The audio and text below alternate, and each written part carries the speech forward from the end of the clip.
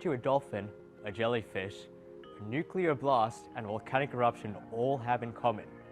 They all produce toroidal vortices. Now let's break that up. What is a toroid? It's this, a donut. Well, donut shape. Now, what is a vortice? So a vortex is just fluid moving around some axis. Now, why does it do that? You can do that for a variety of reasons. You can do that because of a difference in pressure, difference in temperatures, difference in velocity. Example of, say, difference in pressure and temperature is weather events like a cyclone or a hurricane. Those happen because of temperature and pressure changes. Now, a toroidal vortex happens because differences in velocity.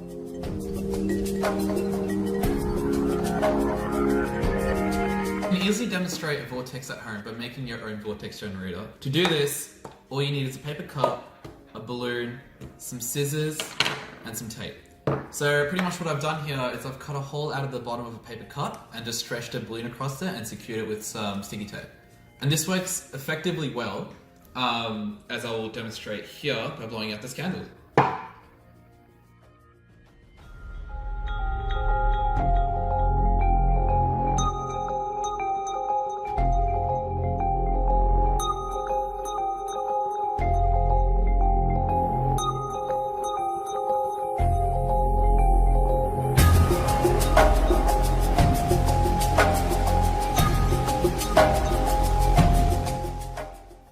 Okay, so what I'm going to do now is explain how a vortex ring works. So the basis at which it works is Bernoulli's principle. What I've done here is written out Bernoulli's principle, the basic version of it. We can also go ahead and do some pretty simple cancelling. So there's no gravity effects going on, so we can cancel those out. We can assume the density of the air on both inside and outside the vortex generator is the same, so we can cancel those out. And then what we're left with is this formula here. And it relates pressure and velocity both inside and outside the vortex generator. Now, we can see that they're inversely proportional. So what that means is, as we have a lower pressure, our velocity will be higher. And as we have a higher pressure, we'll have a lower velocity. Now, what does that look like in our vortex generator? So I've gone ahead and drawn out a simple block diagram of our vortex generator, pretty straightforward. Inside the vortex generator, what we're gonna have is we're gonna have a lower pressure, but therefore a higher velocity. And then the air outside of the generator is going to have a higher pressure, but therefore a lower velocity. Now what this does is it creates a kind of suction kind of phenomenon going on. So that means as this air is going to escape, it's going to get sucked by this slower moving air in front of it, which is why these vortex rings and vortex generators can go for massive distances, just because the only thing that's stopping them is air friction. And we've kind of written that down here. Now, before we get onto this formula, there's one more thing that we need to talk about, which is how do we get these special vortex kind of rings going on? Now, that's because of what's going on at here as soon as the air is exiting. So we've got a little bit of as the air is exiting, we're going to have some shearing force on the edge of the box. Now, what this is going to do is it's going to make the air that's here.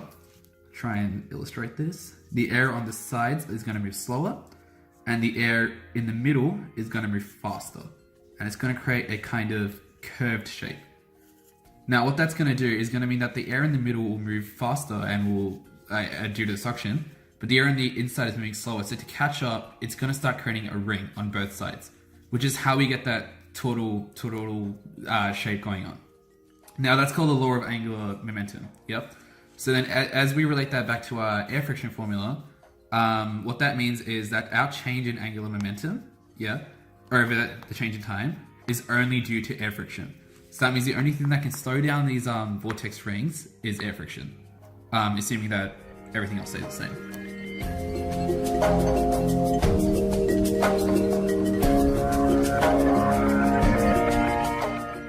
Vortex rings can be found in many places, whether used by jellyfish to move or with jet engines to provide thrust.